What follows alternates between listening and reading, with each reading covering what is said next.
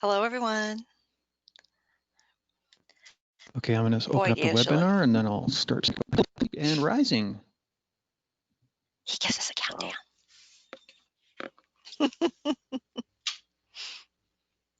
In 5, 4, 3, 2. Hello, everyone. It is another CCO Club webinar, number 42. We've got something special for you today. Some of you may already know Bertram if you are in the same social media as myself in this arena in the medical field and medical business professionals. I first met Bertram on LinkedIn, and through Lori, our social media person through CCO. Bertram is a recruiter and he does fabulous webinars. Well, I call them webinars. Do you call them webinars, Bertram, or do you call them something else? Little tidbit video clips? Just video content. Yeah, video content, expert advice, little insights that help you get jobs, maybe get a new job, maybe go to that next aspect of your career. And Bertram has his own website, Renown. Did I say that right? Renown Talent? Yep, Renown Talent. Yes. Okay. I was like, oh, I better have said that. That's right. Boyd and I were talking because before about your name. Was it Bertram or not? Because we were trying to pronounce it like 3 different ways, and I was like, oh my gosh, because we communicate online, we didn't, and even when he watches his videos and everything, I wasn't for sure. So we have some great questions that if you joined in on our social media or got our email letting you know what we were going to talk about tonight, some of the questions that he is going to cover.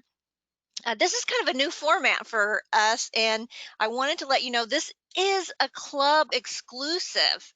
So for our social media platforms outside of our club, we're kind of giving you a sneak peek at some of that exclusive content that CCO provides for their clubs.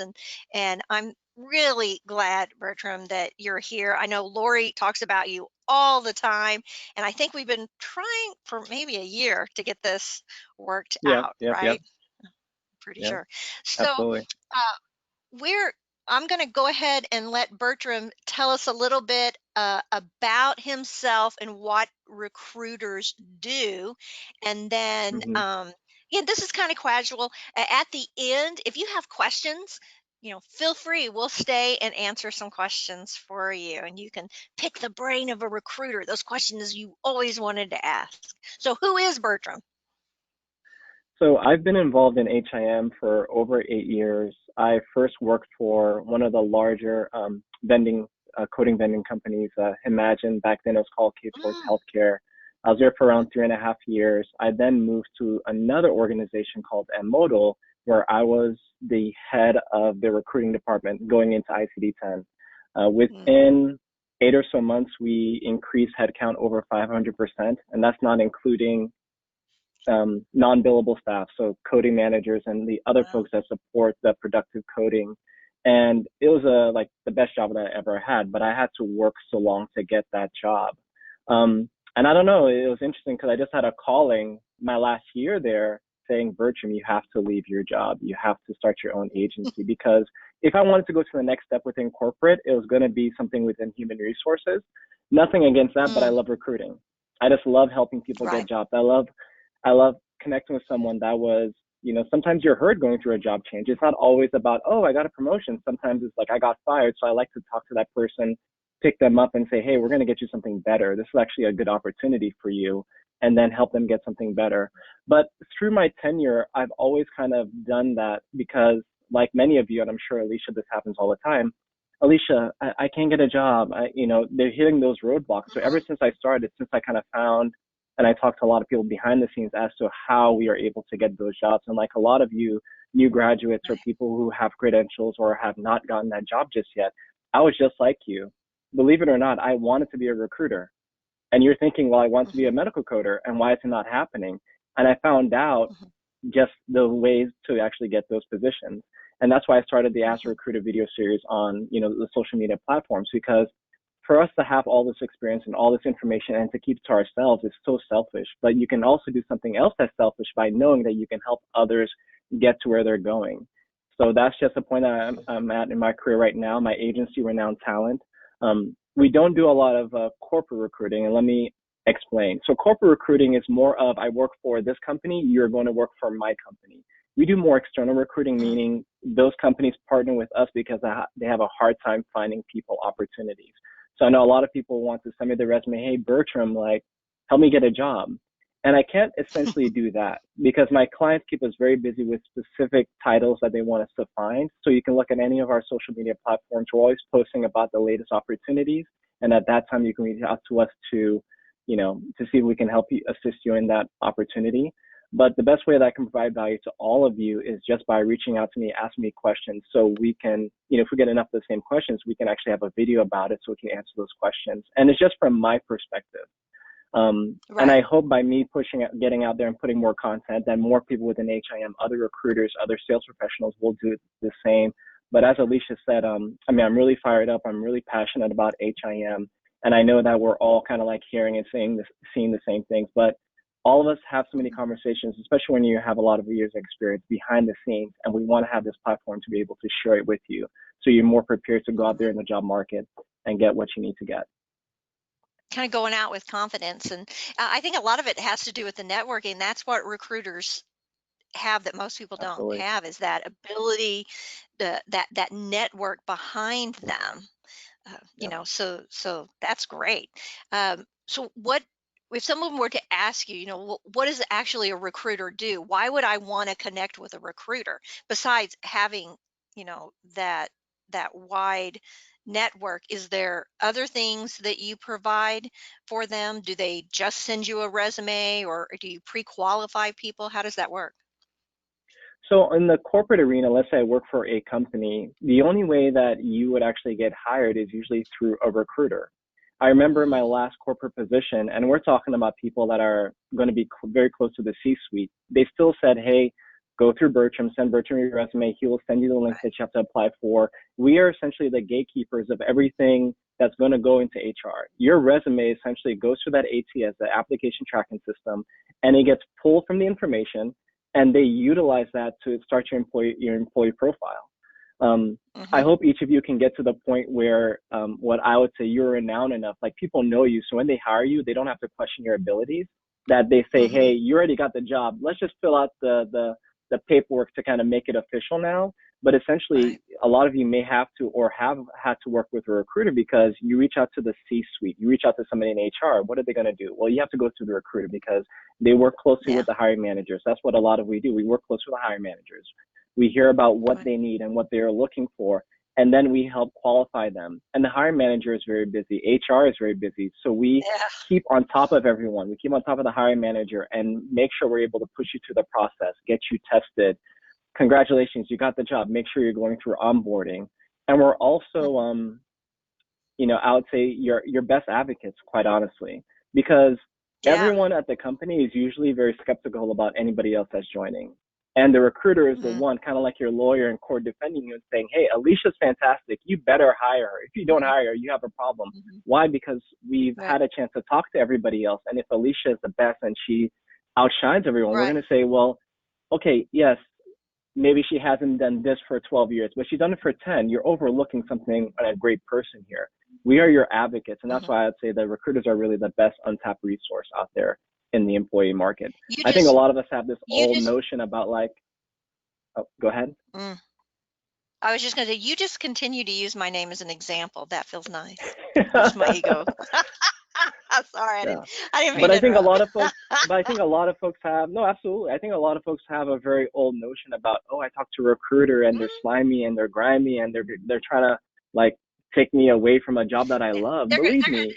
I'm not going to get it's like I'm not going to go through the real estate agent because they're just going to take a percentage of my money. And if I go straight to the, the seller, I can, no, it doesn't work like that, does it? You don't get your foot in the door if you don't go through the proper channels, especially with a big corporate. Absolutely.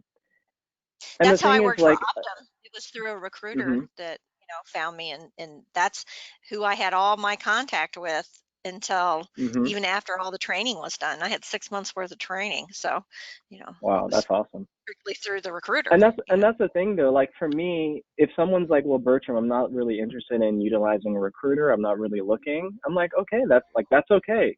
I think a lot of recruiters now are so not as pushy as we have had to been, because now it's much easier to get access to the talent. I was talking with someone today, and it's like, well, if I need somebody that's part-time, benefits, no benefits, computer, nighttime, like the market and social media allows us to connect with everyone. So we don't necessarily have to push our agenda on anyone, but we will reach out and make sure that people are interested. And if they're not interested, that's okay. We'll just move on to the next individual.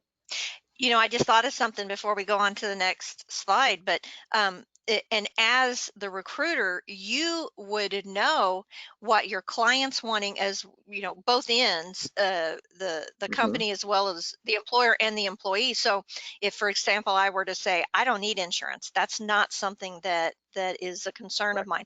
I can take, this package deal versus this package deal because my husband has insurance, or I have this, or I have that, and Correct. then the recruiter could pass that on, whereas you're not going to even be able to make those comments until like the third interview. Yeah.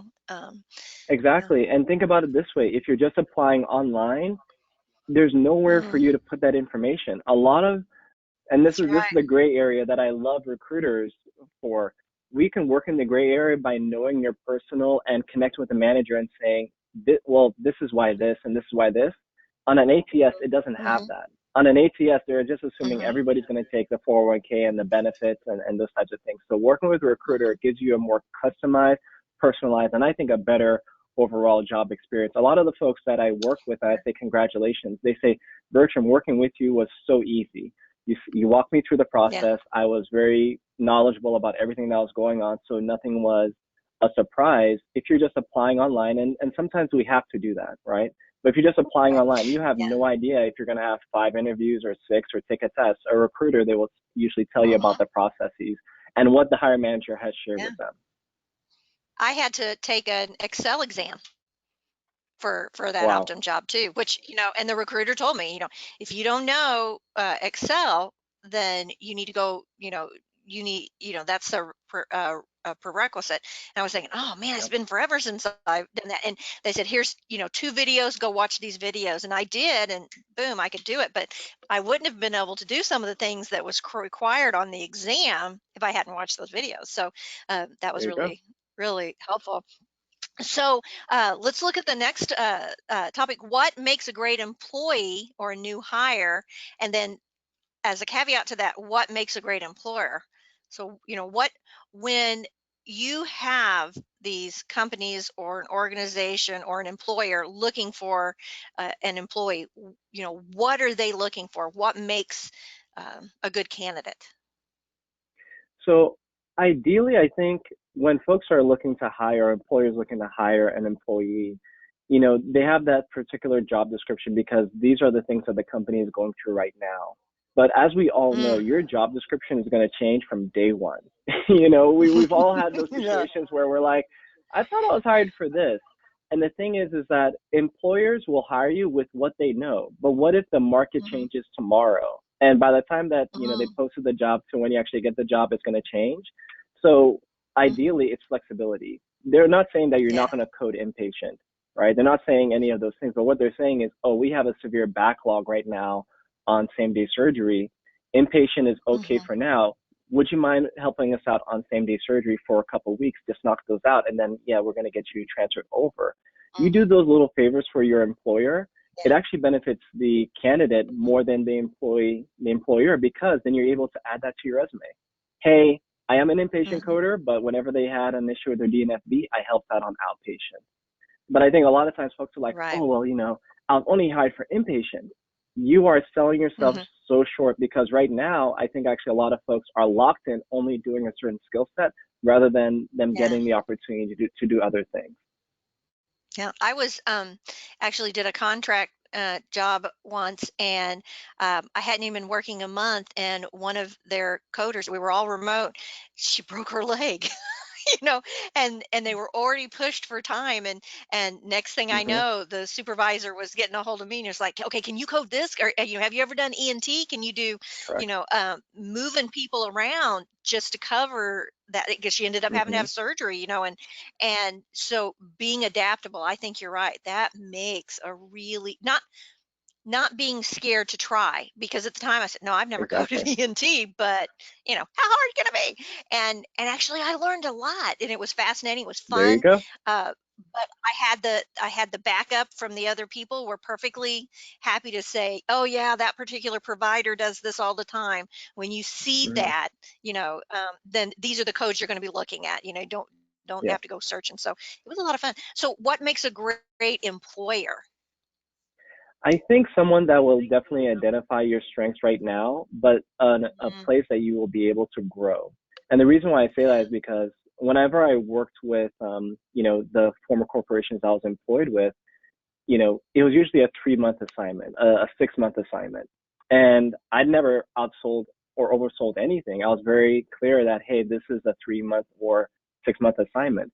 But I always mm, encourage, the contractors and the people that I hire to do really good work, because the employer, the clients, the hospitals would definitely keep that person in mind, but also the salespeople, they'll say, wow, it took me a year to get that contract and to get people in there. And Alicia did so mhm, well, they're going to extend that mhm, contract. That's where the job opportunities come. So a great employer is mhm. always somewhere that you're going to be able to do great things, not just for the now, but for the future. They're going to hire you with other opportunities in mind. I wouldn't push an employer Right. about, well, where do you see me in 5 years? But more, where do you see yourself Mm, in 5 years? Do you see yourself having, mm, more work this way, or do you see yourself growing your inpatient? Because I'm looking to grow that way. And I think a lot of hire mm. managers, supervisors are going to keep those things in mind, and they're going to keep you in mind because you were not just looking at the now and where you can help them, but you're looking at the future. Yeah, that's good. I can tell you, just like with CCO, and our staff, one thing that's really nice about our owner, and founder, Laureen recognizes people's talents right away. Hmm. And so when you have an employee that's like, eager beaver, and they say, okay, we have this project we're working on, it's like, I want to do it, I want to do it, oh, let me do it, it's like, okay, and then another one's like, oh, let me, and it's like, you know what, you have a certain set of skills, and you're more suited for project A versus project B. I don't want you dividing your attention between A and B. And having an Hmm. employer that recognizes your skill set and is willing and able to say yes and also say no, but not say it like, well, I'm not letting you grow, it's just, I need you in this position because I know this fits your skill set. Yeah. But I'm looking for someone, and that's why I'm going outside the company, or I'm doing this or that, because I want somebody to focus on that so that we can grow. And so yeah, those are great things. Let's look at our next topic. Do credentials matter, and do extra credentials hurt or help? So if we don't just look at the coding industry, let's consider coding, billing, practice manager, compliance officers, the whole gamut of a medical professional, kind of in the arena, business professional. Do the credentials really matter? Absolutely. I think we have gotten to a point, especially for those who have a lot of tenure. They're like, well, Bertram, Mm, I'll give you a perfect example. I actually worked with an individual, and they have close to 20 years experience doing project management. Never got the mhm, PMP, the project management mhm, certification, but they could write the book.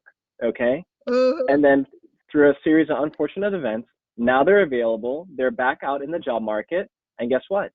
Everything requires They the PMP.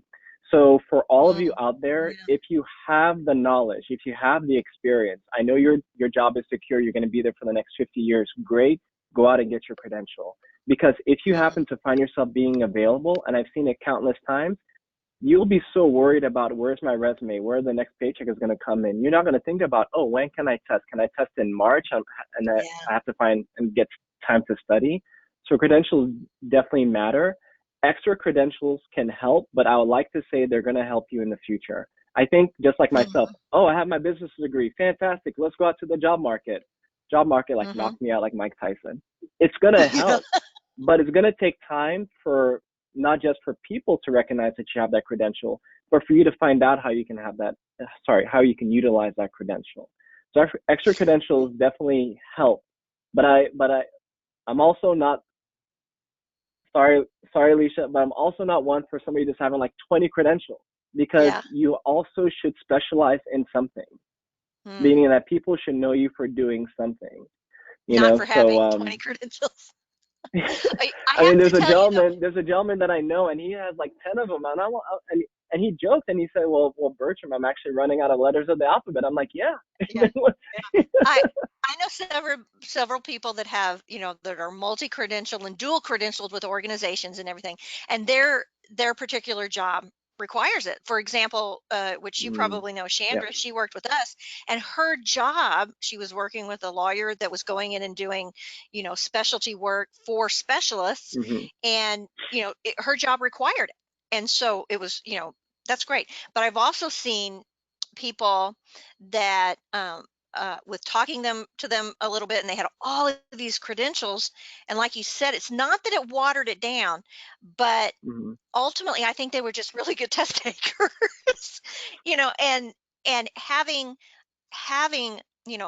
5 credentials versus actually working in that field, it's 2 different things. And I can tell you that I've done some, contract, I've done some side jobs and stuff where I thought, oh wow, I teach this stuff, this isn't going to be a problem at all, and it kicked me on my backside. I was blown away that it wasn't as easy to be an in the trenches coding person for that specialty as I thought it would be. It was very humbling. And so, it's, you have to, if you have the credential, you have to be able to have the something to back it up with too. So the knowledge, the one thing I would say about, absolutely, we do have some people that say, I can't seem to get a job as a CPCA. We'll use that as an example. Do I need to pick up another credential? And I would tell you that if there is a lull between your getting your credential and you're looking for a job, and you have the income or the ability to go ahead and pick up some more training, whether you sit for the credential or not, that's, I think that's not a bad thing. Is picking up being a CPCA and a COC or a CIC, or a CRC with that, is that going to make you more hireable? Maybe. But I do think you want to always take advantage of any lulls in between jobs and stuff, if you can afford to do that, to keep increasing your knowledge base. But yeah, absolutely. It's not as impressive to have that. That's like, I always think of, there was some funny clip that I had seen where the guy said, is there a doctor in the house? And the guy walks up and he goes, yeah, I'm a doctor.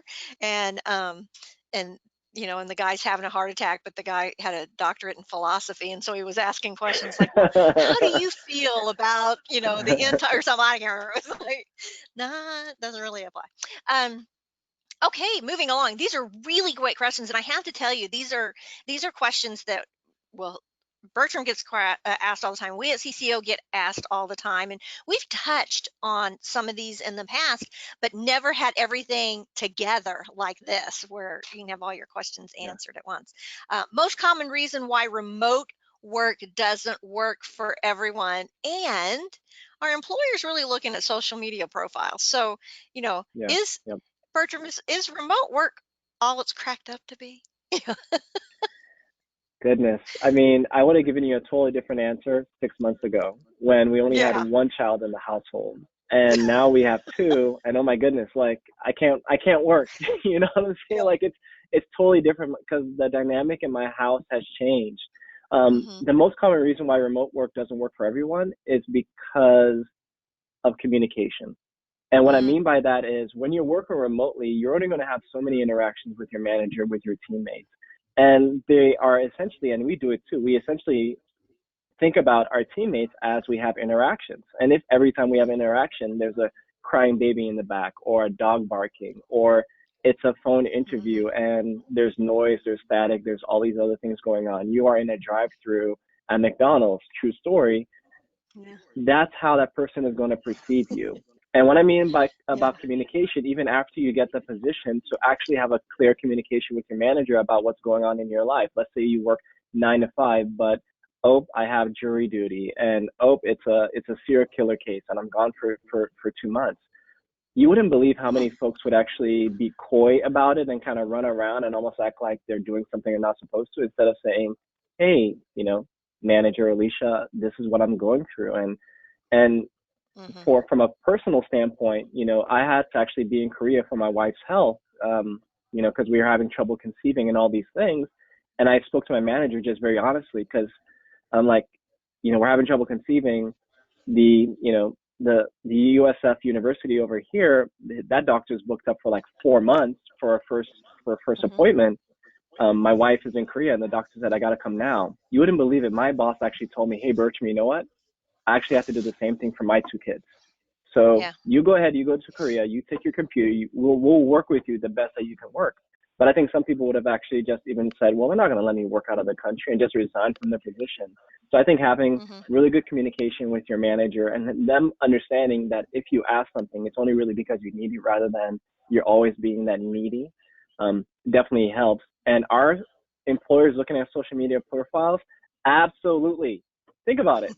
You find out, and we all do it, right? We find out we're going to have that next teammate, right? Bertram Lansiquot is joining the team. You're going to Google or LinkedIn or Facebook search that person.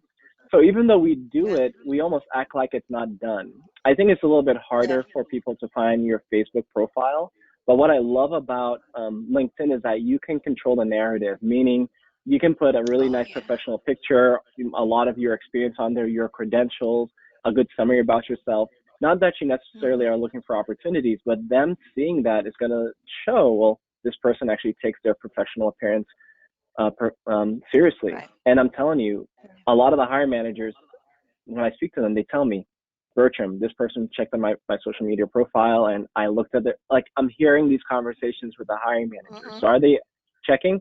Absolutely. So do your best to make sure that your profile is at 100% and very professional. There was a particular college I have. I'm on LinkedIn quite a bit now, and there was a group of it was college students. I kept seeing these people pop up that were, and it stated whatever university or college that they were going to. So I kind of got the feeling that whatever course they were taking, that was part of their course, was to, create a profile and get out there. I would have made my students do that.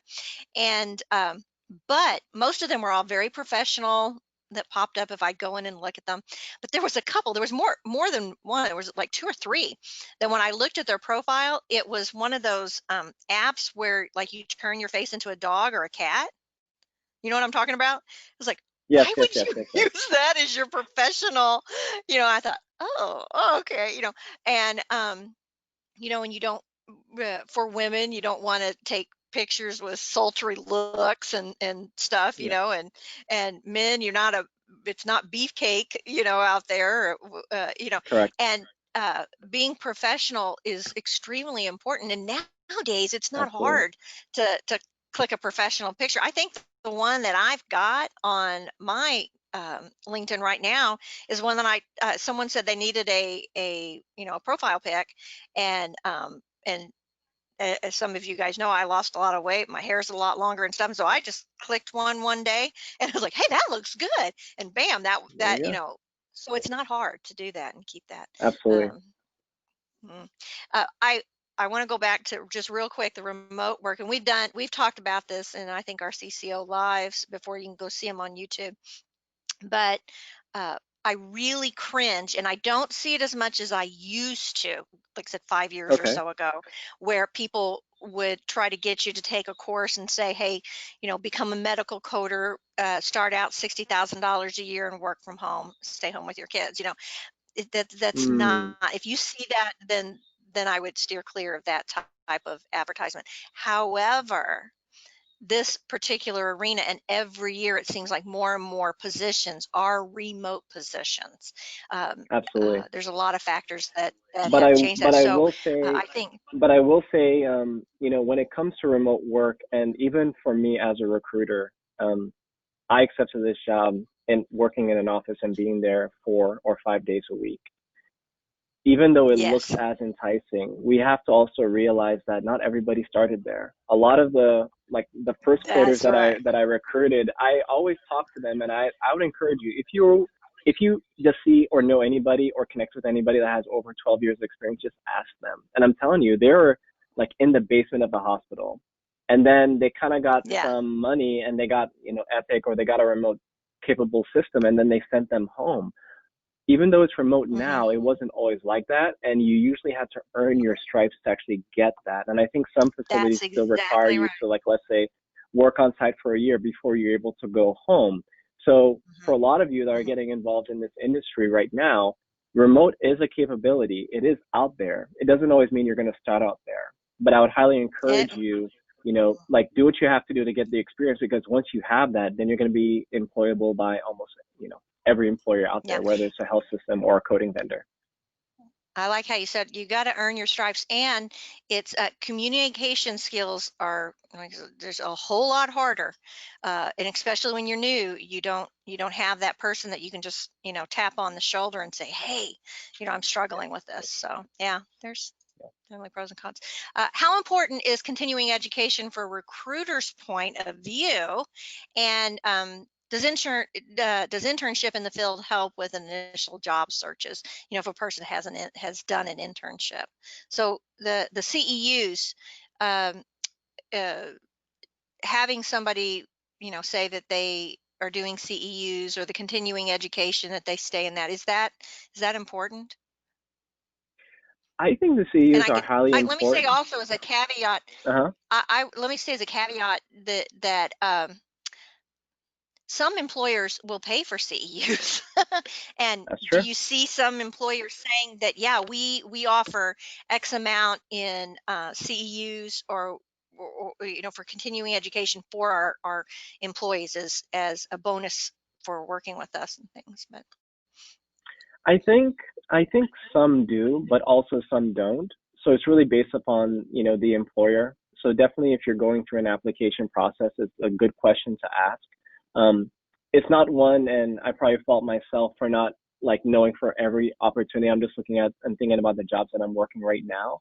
But there are also some companies that they do a lot of consulting, meaning that they actually educate and they help, you know, health systems and educate them on the changes that are coming. So that's definitely something that's offered out there. But from a mm, recruiter's point of view, continuing education is highly important, because whenever there is a new test from either, let's say, a HEMA, or there's one from, you know, let's say you're actually going to work for a coding vendor or a health system, as they have coding tests, those coding tests are usually written on the most recent changes that have happened. yeah, So if you're going by 2019 guidelines and 2019 resources and walking into 2020, you're going to get beat up and you're going to fail a lot of tests that could kill your confidence, when you know, and I know from looking at a lot of people's profiles, that they have a lot of very strong experience. So staying on top of that, of mm, those credentials, is highly important. I was at the Florida AHIMA show last year, and this is Florida in Orlando, and we had visitors from Texas just coming in to get some additional CEUs. That's how important it is. You don't have to do that, right? They did it, and I asked, well, you know, there's a lot of web-based, right? But they did it because they can get a mhm, lot in one sitting, but also it's a very good networking right, opportunity, you know? And hmm, that leads me straight into internship. Internship is great, but I think a lot of us apply internship experience or internships the wrong way when we're getting out there. We're looking at internship as, oh, well, I have done something, and that's fantastic, but I don't know, like, a lot of companies, like, it's interesting, and there's a gentleman that I follow on LinkedIn, and he's actually done extensive research on this. You can get an internship, let's say with a bank, okay, and you actually do that internship for like 6 months to a year. But do you know, even with that same hmm. internship, that you cannot get a job at that bank? You cannot say, hey, I did the internship, I completed it, I got like all 5 stars, like 10 out of 10, and they still won't hire you Yeah, because they're requiring experience. wow, The best way I would recommend as a recruiter for us to utilize an internship is as a networking opportunity. And I'm sorry, but you have to do it on the down low. You have to do it connecting with Alicia and having her email and saying, hey, Alicia, when nobody's seeing, hey, can I just take you out to coffee? Can I just take you, to lunch? I just want to talk to you about your experience. And you, like, seriously, just being a little like a voice recorder and just recording everything that they're saying and learning from them. That's what really helped me. When I wanted to be a recruiter, I was in an office with other recruiters, and the recruiting manager that, we just got very well along, like we were just very chummy in a professional way. I found out that he worked for K-Force. So when I got a job opportunity from K-Force Healthcare, it was a no-brainer because he was able to get to where he was starting there. And that's why I said, well, that's probably where I have to start as well, because I had a conversation. I was able to understand his background more than just, hey, I have an internship or I know people. Like, just leveraging all of those things will help you. But I think a lot of folks are saying, well, I had an internship. I've done it for a year. The experience is a little bit different because, the experience is a little bit different because in an internship, if you mess up, they end your internship. Sorry. That's great.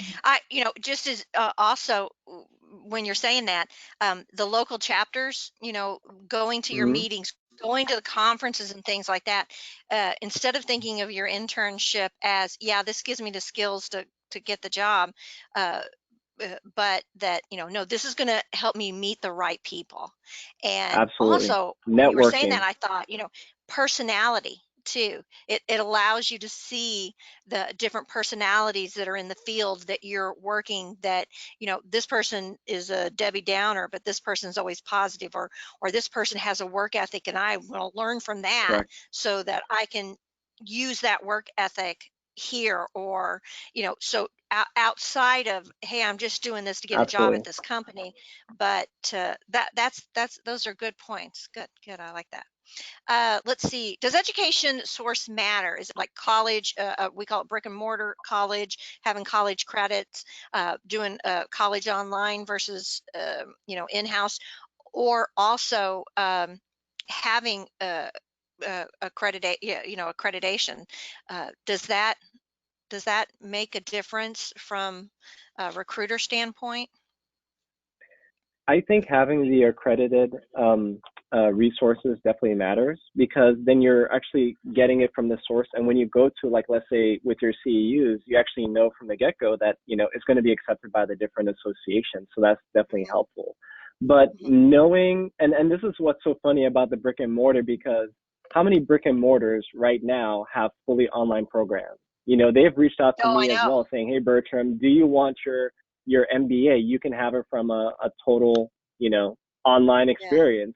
But people know, Yeah. you don't know that university for having a brick and mortar place.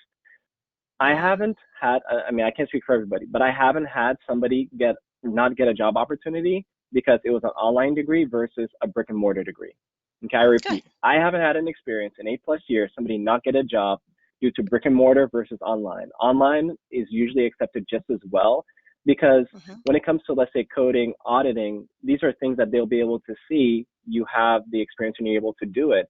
Just because you went to a brick and mortar doesn't mean you are the perfect professional. You can still make mistakes, or you may not necessarily be good in that job. So it definitely does not matter, I'll say, at this point, especially with an HIM. Yeah, and with a HIM background and stuff, if I you don't have to be have a degree to do coding and billing and compliance and stuff like that necessarily. However, if you want to get into management and Correct. maybe not even supervisor, but management, and you want to pursue some higher levels where it's more the business aspect of medicine and things, then they will look at a degree is going to weigh on that. However, we were just having a conversation on LinkedIn, I think it was yesterday, where someone said, um, they were an RHIT, and they said, Okay. I can't get a job in the coding industry because I can't do it. And so they were going to go ahead and get either the CCS or even the CPC, because that's what the employer wanted. And so the discussion was, you're right, because an RHIA, even though you're introduced to coding and you experience, you're not really taught to code, as if you have that certification under your belt. Now, some of you may not know, if you're an RHIA, that's a 4-year degree, and if you're an RHIT, that's an associate's degree. So again, it's an HIM degree, and those are the people that learn about the dynamics of working in the office, the HR stuff, the OSHA stuff, as well as, compliance and writing contracts for providers, and, much bigger than, whereas if you are certified in coding, billing, compliance, auditing, all that kind of thing, that's what you're proven to be able to, absolutely. skill set. And my advice to anyone is, if you think about your career 10 years from now and you say, well, if things change, there may be a chance I would like to get involved in management. I would like to do something more than just coding. And this goes right into the next question. Right now is the perfect time for you to get those additional credentials, start your schooling and get there, because coding is changing faster than we know it. I'm not going to go into all of the details, because one of the questions coming up we're going to be able to dive into that. But a lot of trends within medical coding, before it was more of, if you had the experience and a credential, you could get a manager position. Definitely right now, I'll tell everybody, it's becoming a requirement. Minimal RHIT, a lot of employers are looking for the RHIA. And I'm talking about, I would identify these people and they have tons of experience, but they said, Bertram, every single one of our managers has one of those. And I love them, but I cannot hire them. And it doesn't mean you're not going to be able to go out there and get that and get that job. But just like I said earlier, what if that job doesn't work out? And then again, you're on the market and everybody else has it, but you don't have it. A lot of times for the application process, what the employers are looking at is, if everybody has it, why doesn't this person have it? If Bertram is so great, why doesn't Bertram have it? So I just want each of you to be educated and know that now is the best time for you to go ahead and do that. And if you're saying, well, for now, it's perfectly fine. I don't see myself being in management, going into risk, going into compliance. I'm perfectly fine where I'm at. Then it's probably okay. But if you have the time, if you have the money, if you have the resources, like Alicia and her team, maybe something for you to consider. Another thing that I would mention too, I experienced this, that when I went from one university to another university and I was transferring credits and so on and so forth, and I had said, oh, by the way, I carry these medical certifications, and I showed them to them, and they said, yeah, we transfer that. And I said, well, they're not accredited, they don't. And they were going to give me, I think, 9 credit hours for my 3 credentials. And come to find out, I didn't need them. But that a lot of online, especially in online colleges, this is a trend that started, about 6 years ago, I noticed. So any education that you get where it is, you're going to get a certificate saying that you completed this, like our PBC course is an 80-hour equivalent course. Well, when you get a letter from CCO saying that you completed this and everything, that you can go in and take that to your college, university, and say, is this transferable as for electives or life training or et cetera? And even if you just get 3 credits, hey, that's 3 credits and like 9, possibly $1,000 that you don't have to pay for. So any and all education that you get is positive. But if you're going to go into management, if that's your career goal, then sometimes we've even told people, get your certification, get in the workforce, and then start taking your online classes at Phoenix or Ashford or some of those other there's online colleges all over the place that will do that for you. So think about that. Is outsourcing to other countries a real fear in medical coding? And then we hear this constantly. Are we going to lose our jobs to computers? Well, AI, there was just a thing about AI on LinkedIn the other day. And then also I hear people say, well, transcriptionists used to have really great jobs and now they don't. And it's like, well, they all you become coders, you adapt. So is outsourcing, is that something that, is everybody going to go overseas and we're going to lose our jobs, Bertram? I think there's absolutely, and forgive me because I know, it may be emotional for Touchy some, thing. but I would not say that outsourcing to other countries is a real fear in medical coding. The second part, and I mean we can talk about this for an hour, and I have a firm stop in 15 minutes. I'm so sorry, everybody. But That's the right. real threat is actually technology. And Alicia, I mean, preaching to the choir because I'm sure a lot of folks that reach out to you were in transcription, and the same thing is happening in coding right now. Okay, so right now, there are companies that are advertising and they're reaching out, and they have some very skilled salespeople. These are the people that I worked with, and they won the performance trip to go to Costa Rica and these other very exotic places because they sold very well. They've hired these individuals to be, sorry. It's real world.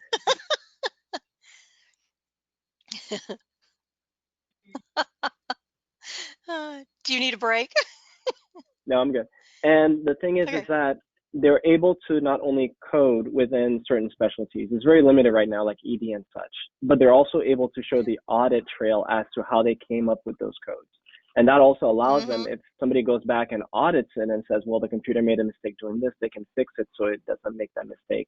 And the biggest threat about technology is that it doesn't sleep. It can work 24/7. It doesn't need credentials. It doesn't need certifications. Yeah. So I'm not saying that everybody's going to lose their jobs. I think that this is definitely something to think about 5 to 10 years from now. And that's why I said earlier, for any of you that are thinking about getting additional credentials, for any of you that are thinking, well, coding is great, but I'm looking to do something else, whether it's CDI, I want to be an analyst, something like that. Now is the best time for us to actually start making those moves, because what happened, and, I feel okay to talk about this right now. MO that I most recently worked for, they were in transcription for 40 years. And what happened was not them sending work to overseas. They still actually employ thousands of people to do transcription in the US and thousands to do it in India. But it wasn't the people in India working that was actually the biggest threat to them. It was actually the technology doing the dictation and them having to go back and do those corrections, and they call it edits. Nothing against that organization, amazing organization, but everybody else is doing it too. So the biggest threat, I think, for all of the jobs, especially within HIM, is actually AI and the technology on that point. 3M, a year or so ago, paid $1 million for a company that was working on a CAC product. If many of y'all know, and I don't know anybody that works for 3M that close, but from what I know, and from what I've heard from coders like you, a lot of people say, well, Bertram, the 3M CAC and 3M 360, it works, but it doesn't work the way that we all think it was going to work. They've invested $1 billion in a company that has been working on it for a very long time. It's like, it's coming, everyone, and we all know it, but I don't want you to just stay by the sidelines and to see like, oh, I'm just a bystander. Yeah. And I'm not saying that it's not a good career choice, because I'll be very honest with you, Alicia. Coding and just any other, like, recruiting is just that first step. If somebody decides to stay there and they love it, that's fantastic. But when it changes, you have to also realize that you had an opportunity to change with it as well. And I've known folks that just start out as coders to be HM directors. Now they work in risk and they get paid more money and they have no employees and they only talk to lawyers all day. But that wouldn't have happened, or that wouldn't have even started if they did not start coding. Definitely adapting. Coders are very adaptable because everything changes every year, for the code sets. But one thing that I learned here not too long ago is when I was talking about a job, and I said, oh, by the way, how many encounters do you code, an hour? How many is expected? And they said something like 30, and I'm thinking, 30, really? And then when I got in there and was looking at what they were doing, the reason that it's not like 10 anymore, back in the day when I was doing it, is because of the EMRs. Not only do you not have to read handwritten notes anymore, but the providers are already coding for the EMR. You're just going in and auditing and making sure that everything's correct. They've put the data entry in, but it's not always the highest specificity. They don't necessarily put the modifiers in. They put in codes that aren't the correct code and everything. So yeah, it's easy to do 30 in an hour. when before 10, because you were coding from scratch, and so again, you just adapt and change. And so, yeah, you're not going to lose your job to computers. However, your job description will definitely change. And if you're adaptable, then it's not a big deal. Okay, so a career advancing growth hack. I think you got something good for us. And just some last advice for the new grads. What would you have to tell everybody? And then we'll have some So questions before we let that's you great. go. Thank you so much. It was interesting because I remember when I was first started in corporate, it did not work out well for me. Within a year, I was on the job market again, and I was like, well, what happened? And what I realized was I had to change opportunities. And this is perfect for the professionals that are either freaking out or worried about technology taking your jobs. This is what I would advise you to do. This is the career advancing growth hack, okay? What you should do, everybody that you interact with within your office, anybody that you interact with via email, you should try your best to have a conversation or at least understand their job in full detail. Hey, what do you do? How do you do it? And how do I do it just like you? Or even better, because I'm that type of person. You will realize how many opportunities you have out there, and you'll realize that, hey, this person is just like me. And utilizing places like LinkedIn, you can look at their career path and say, oh, they went from coding to auditing to management to, hey, I can do that too. And you will realize just how easy, like the career map is there for you. The opportunities are there for you. The people that you're likely working with are probably very similar backgrounds to yourself. They may just only be 10, 20, 30 years ahead of you. So for us that are looking at it and it's like, well, I'm only doing this and I don't know what else I can do, speak to people, realize that all the opportunities are there, learn from them. And it's so interesting because, for example, the office that I worked in, they had recruiters, but they also had people that did credentialing. They also had people that did many other things. And they're also connected with people doing that exact same thing in other companies. So we can go back and we can say, oh, well, I'm looking to do credentialing. Could you help me get a job or connect with somebody at that company? And they can help you do that. So a lot of folks are so like, hey, I'm just going to do coding and I just do it for 40 hours. You know what? Spend like an extra hour after you finish working, just kind of understanding what people are doing. So if you're looking for a career change, you can know what it's going to take and the other opportunities that are out there. And the last advice for new grads, you know, if my daughter was to get involved in coding or any industry, recruiting, anything, I would definitely encourage them to see it through, because you've made this decision for a reason, but you have to get the end result that you're seeking. And what I mean by that is, I got a 4-year degree in 4.5 years. It took me around 4.5 years to find my true calling.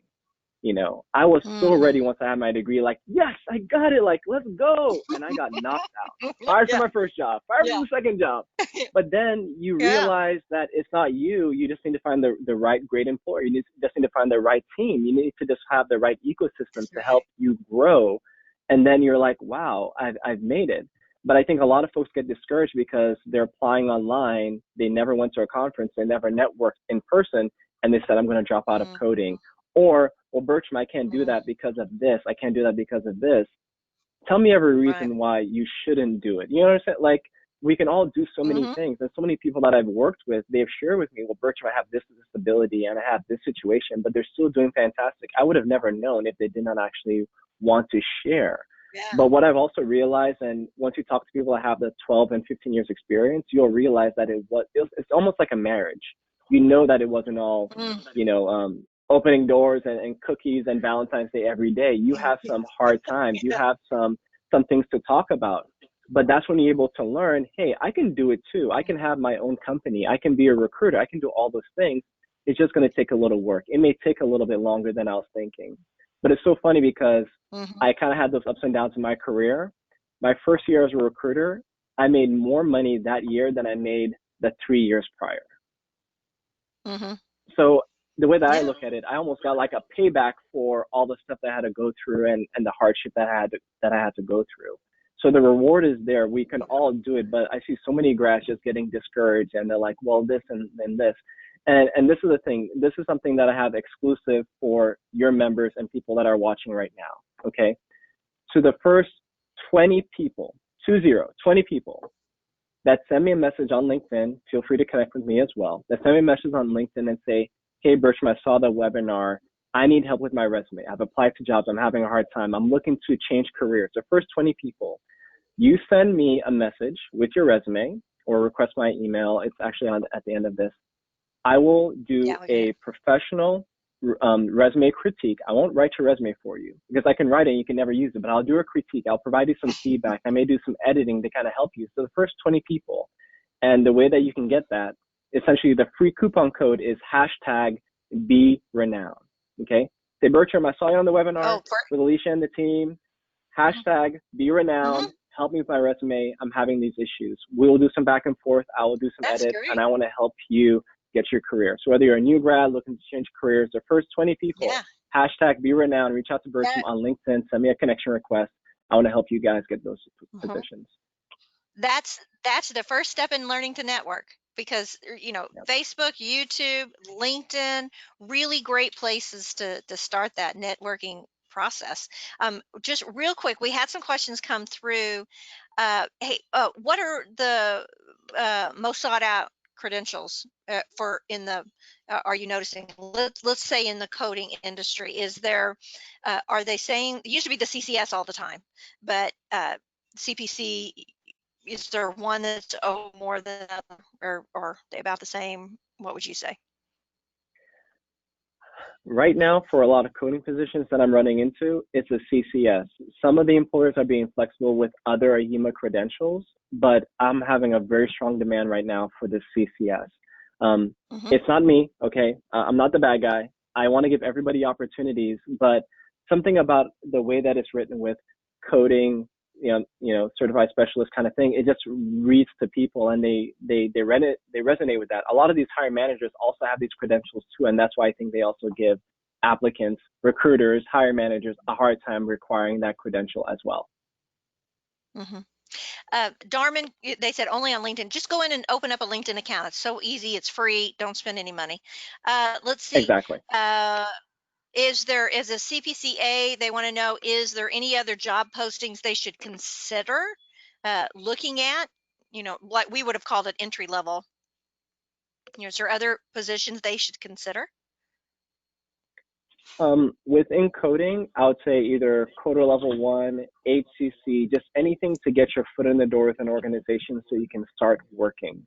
That's the thing. Like, I love credentials. I think they're fantastic, but I also think experience is golden. Once you have the experience, then you can say, I have the experience, I've done this, and then you can find the right opportunity to pivot. So whether you have a CCA, a CPCA, if you're looking within medical coding, search for coder level 1 opportunities, search for entry level opportunities, look for HCC opportunities, look for just a position that you can actually start utilizing your credential and gaining that experience. We have a Rona, who's one of our CCO club members. She says, I have a master's degree and just passed my CPC. Do I go to a recruiter? I don't have any contacts in the field. What's next?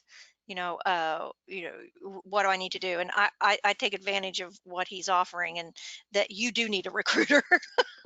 I can answer that for you, but he's going to tell you that too. You do need a recruiter, but you also need to do a lot of the groundwork yourself. One of the key hacks for us actually getting a lot of opportunities is us connecting with a lot of people. And that's why right now, I mean, Alicia, we need to do like a whole LinkedIn special, because right now you can get online, you can connect with all these recruiters working for these different companies, connect with all the hiring managers, all of the directors.